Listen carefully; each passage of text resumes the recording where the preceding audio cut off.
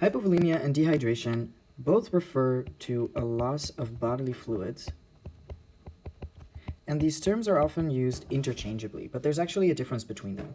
If we look at where we can have our bodily fluids, a part of it is going to be in the intravascular space. This is going to be the blood.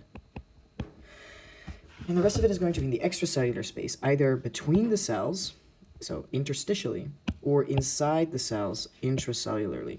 Now, we all know that inside the cells is where metabolism happens.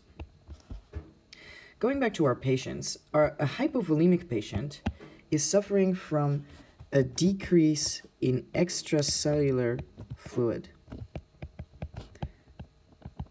particularly the intravascular space. So this basically comes down to a too small volume of blood in the intravascular space. This can be due to low blood volume simply because of blood loss, maybe some acute trauma. It can also be because of a loss of body sodium, because of certain kidney diseases, and with this, water will be lost.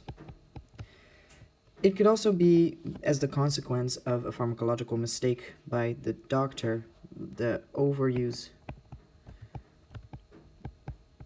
of diuretics. Or it can also happen as a consequence of hypoalbuminemia. And this is pretty dangerous to our patient because if they become severely hypovolemic, they can go into hypovolemic shock. Dehydration, on the other hand, means that our patient has a decrease in overall bodily fluids. So where in hypovolemia there's only the extracellular fluid that's decreased, suggesting intracellular fluid is still up to par. In dehydration, both extracellular and intracellular fluid is lost. And I mentioned earlier that, of course, inside the cell is where metabolism happens. So in dehydration, our intracellular fluid section is affected, which means that our patient's metabolism is going to be affected in this case. So it's going to have more all-around signs. And this can happen due to exercise, diarrhea, fever, hyperglycemia.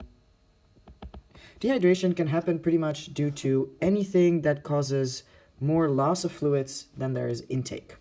So that's the difference between hypovolemia and dehydration.